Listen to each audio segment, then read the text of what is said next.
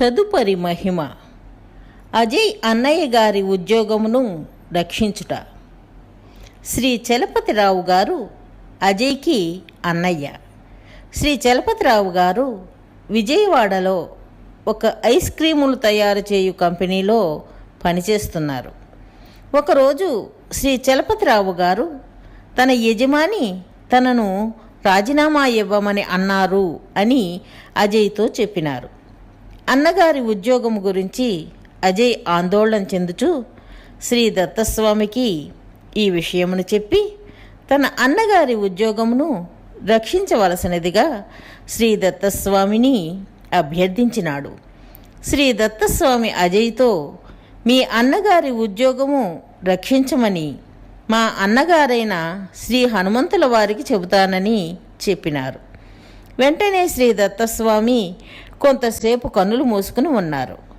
కన్నులను తెరిచిన వెంటనే శ్రీ దత్తస్వామి అజయ్తో ఈ విషయంలో తప్పిదము మీ అన్నగారిదే కానీ యజమానిది కాదు అని మా అన్నగారు శ్రీ హనుమంతుల వారు చెప్పుచున్నారు. అసలు ఏమి జరిగినదో సరిగా విచారించమని చెప్పినారు. అప్పుడు అజయ్ తన అన్నగారితో ఈ విషయంలో తప్పిదము నీదే కానీ మీ యజమానిది కాదు అని శ్రీ దత్తస్వామి చెప్పుచున్నారు. అసలు ఏమి జరిగినదో చెప్పమని అజయ్ తన అన్నగారిని గట్టిగా పట్టుబట్టినాడు. అప్పుడు అజయ్తో వాళ్ళ అన్నయ్య గారు శ్రీ దత్తస్వామి చెప్పినది నిజమే, నేనే నా యజమానితో నాకు పదోన్నతి ఇవ్వకపోతే నేను రాజీనామా చేస్తాను అని చెప్పాను. ఆ సమయంలో కోపముగా ఉన్న నా యజమాని వెంటనే రాజీనామా చేసి వెళ్ళండి అని అన్నారు అని చెప్పినారు. ఒకవేళ ఈరోజు మళ్ళీ కార్యాలయమునకు వెళ్ళాలంటే ఏమంటారో ఏమో అని శ్రీ చలపతిరావు గారు భయపడసాగినారు.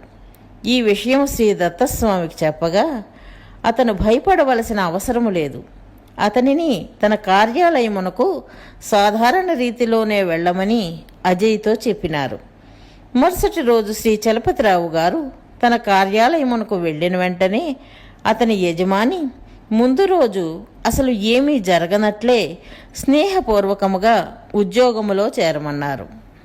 ఈ మహిమను గురించి శ్రీ దత్తస్వామి ఇచ్చిన వివరణ. పరమాత్మ సర్వజ్ఞుడు అని అతను ఎల్లప్పుడూ గుర్తుంచుకోవాలి. అంతేకాక జరిగిన దానిలో కొన్ని విషయములను మాత్రమే ప్రస్తావించి మీరు పరమాత్మను మోసము చేయలేరు. మీరు ఒక మానవ మాతృని తప్పుదారి పట్టించవచ్చు, కానీ అదే విధముగా పరమాత్మను తప్పుదారి పట్టించలేరు. మంచి భక్తుడైన అజయ్ ముఖము చూసి శ్రీ దత్తస్వామి ఈ కేసును సర్దుబాటు చేసి ఈ సమస్యను పరిష్కరించినారు అని శ్రీ దత్తస్వామి చెప్పినారు.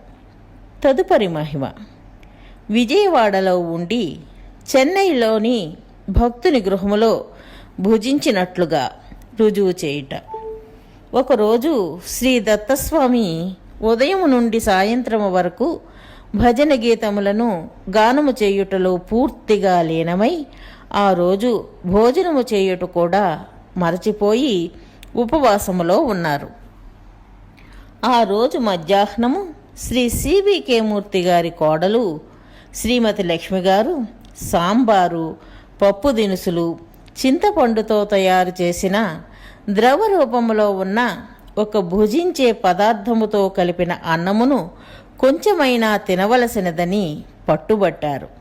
శ్రీ దత్తస్వామి శ్రీమతి లక్ష్మి గారితో సాంబారుకు చెన్నై మంచి పేరు కలిగిన ప్రదేశము కనుక చెన్నైలో నివసించు ఒక భక్తుని ఇంట్లో ఇప్పుడే ఇదే పదార్థమును తిన్నాను అని చెప్పినారు. శ్రీ దత్తస్వామి శ్రీ లక్ష్మి గారిని దానికి రుజువుగా తమ అరచేతిని వాసన చూడవలసినదిగా కోరినారు. అప్పుడు శ్రీమతి లక్ష్మి గారికి శ్రీ దత్తస్వామి వారి అరచేతి నుండి మంచి సాంబారన్నము సువాసన వచ్చినది. ఆ రోజు సాయంత్రము అజయ్ కూడా శ్రీ దత్తస్వామితో కొంచెమైనా సాంబారన్నము పెరుగన్నము తినవలసినదని పట్టుబట్టినాడు.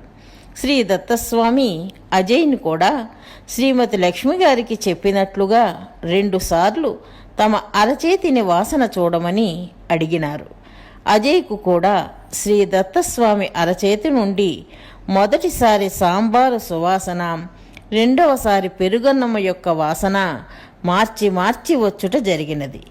ఈ మహిమను గురించి శ్రీ దత్తస్వామి ఇచ్చిన వివరణ: పరమాత్మను ఎల్లప్పుడూ భక్తి ప్రపత్తులతో భజిస్తూ ఆ భక్తి భావములో పూర్తిగా లీనమైనప్పుడు భోజనము చేయుట కూడా మర్చిపోయినట్లయితే అప్పుడు ఉపవాసము అని అంటారు.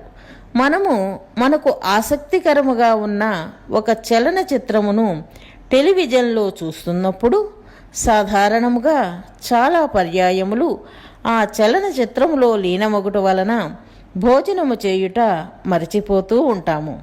ఈ ఉదాహరణలో మన లక్ష్యము చలనచిత్రమునకు బదులుగా పరమాత్మ అయినచో అప్పుడు ఉపవాసము అనబడుతుంది. అనగా పరమాత్మకు చాలా దగ్గరగా, వాసము అనగా పరమాత్మపై గల భక్తిభావములో పూర్తిగా లీనమై ఉండుట అని ఉపవాసమునకు అర్థము. పరమాత్మ లక్ష్యము కానప్పుడు భోజనము చేయుట మానివేసి ఉపవాసము చేయుటలో ఉపయోగము లేదు అని శ్రీ దత్తస్వామి చెప్పినారు. తదుపరి మహిమ: ఒక గురు పూర్ణిమ రోజున శ్రీ దత్తస్వామి చేసిన మహిమలు. విజయవాడలో శ్రీమతి గాయత్రి గారు అను గొప్ప భక్తురాలి ఇంట్లో ఒక గురు పూర్ణిమ రోజున శ్రీ దత్తస్వామి సత్సంగమును నిర్వహించినారు. ఆ సత్సంగములో అనేక మంది భక్తులు పాల్గొనినారు. శ్రీ దత్తస్వామి భజన గీతములను గానము చేయుచున్న సమయములో కమల సుగంధము, పవిత్రమైన విభూది, కర్పూరము, చందన సుగంధములు ఒకదాని తర్వాత మరొకటిగా శ్రీ దత్తస్వామి అక్కడ ఉన్న భక్తులకు అనుగ్రహించినారు. అంతలో శ్రీ దత్తస్వామి ఆ ఇంటి ప్రధాన ద్వారము వైపు చూస్తూ, ఇప్పుడే శ్రీ గులాబ్ బాబా వారు నన్ను చూచుటకు వచ్చి ఆ ప్రధాన ద్వారము వద్ద ఉన్నారు అని సత్సంగములో చెప్పినారు. భక్తులందరూ వెంటనే శ్రీ గులాబ్ బాబా వారు ప్రత్యక్షముగా వచ్చినారని భావించి వారిని చూచుటకు ఆ ప్రధాన ద్వారము వద్దకు వెళ్ళి ఆ తలుపులను తెరిచి చూసినారు. శ్రీ గులాబ్ బాబా వారిని భక్తులు కనుగొనలేదు, కానీ ఎక్కువ సాంద్రత కలిగిన గులాబీ పువ్వుల సువాసన భక్తులకు ఆ ప్రధాన ద్వారము వద్ద లభించినది. ఆ గులాబీ పువ్వుల సువాసన ఆ ద్వారము వద్ద చాలాసేపు వస్తూనే ఉన్నది. ఆ రోజు శ్రీ లక్ష్మణ్ గారు నీలిరంగులో దీదీప్యమానముగా మెరయుచున్న శ్రీ దత్తస్వామి పాదపద్మములను చూసినారు. ఆ రోజు శ్రీ దత్తస్వామి భక్తిగంగ, శ్రీ దత్తస్వామి రచించి గానము చేసిన భజన గీతముల పుస్తకములోని ఒక పాటను గానము చేసినారు. అనగా వచ్చి తినెన్నోసార్లు ఈ మధ్యకాలమందున నేను అను భజనను గానము చేసినారు. ఎన్నో అవతారములను ధరించి వచ్చి ఈ జీవులకు అనేక మార్లు బ్రహ్మజ్ఞానము బోధించినాను. కానీ ఈ జీవుల ప్రవర్తనలో ఇటువంటి మార్పు లేదు. చివరకు నాకు కంఠశోషయే మిగిలినది అని ఆ గీతము యొక్క సారాంశము. ఆ తరువాత శ్రీ దత్తస్వామి ఒక ప్రక్కకు తిరిగి నేల మీద విశ్రమించినారు. శ్రీ విశ్వనాథ్ అను నా స్నేహితుడు శ్రీ దత్తస్వామిని అప్పుడు శ్రీ షిరిడీ సాయిబాబా వారిలాగా కనిపించుట చూసి చాలా పెద్ద షాకుకు గురైనాడు. అట్లు దర్శించిన నా స్నేహితుడు అధిక రక్తపోటు మరియు టెన్షన్కు గురైనాడు. అప్పుడు శ్రీ దత్తస్వామి నా స్నేహితుడిని పిలిచి, నేను ఇప్పుడు నీకు ఎలా కనపడుచున్నాను అని అడిగినారు. నా స్నేహితుడు విశ్వనాథు, మీరు నాకు ఇప్పుడు శ్రీ షిరిడీ సాయిబాబా వారిలాగా కనపడుచున్నారని శ్రీ దత్తస్వామికి చెప్పినారు. శ్రీ దత్తస్వామి మళ్ళీ నేను ఇప్పుడు ఎలాంటి స్థితిలో కనపడుచున్నాను అని మళ్ళీ నా స్నేహితుని అడిగినారు. అప్పుడు నా స్నేహితుడు మీరు మీ శరీరమును వదిలి వెళ్ళుటకు సిద్ధముగా ఉన్న స్థితిలో కనపడుచున్నారని బదులిచ్చినాడు. అప్పుడు నేను ఈ ఆధ్యాత్మిక జ్ఞాన ప్రచార కార్యక్రమమును మధ్యలో వదిలి వెళ్ళవద్దని శ్రీ దత్తస్వామిని గట్టిగా అభ్యర్థించినాను. శ్రీ దత్తస్వామి అప్పుడు అంగీకరించినారు. ఈ మహిమల గురించి శ్రీ దత్తస్వామి ఇచ్చిన వివరణ. ఈ మహిమలన్నీ పవిత్రమైన గురు పూర్ణిమ రోజున వ్యక్తమైనాయి. మీరు ఆధ్యాత్మిక జ్ఞానమును బోధించాలంటే భక్తుల దృష్టిని ముందుగా ఆకర్షించాలి. లేని ఎడల వారికి ఆధ్యాత్మిక జ్ఞానము బోధించలేరు. ఉపాధ్యాయుడు తరగతి గదిలోనికి ప్రవేశించినప్పుడు విద్యార్థులు నిశ్శబ్దమును పాటించి తాను చెప్పవలసిన పాఠములపై వారి దృష్టిని ఆకర్షించుటకు టేబుల్ పైన ఒక బెత్తముతో కొడుతూ ఉంటారు.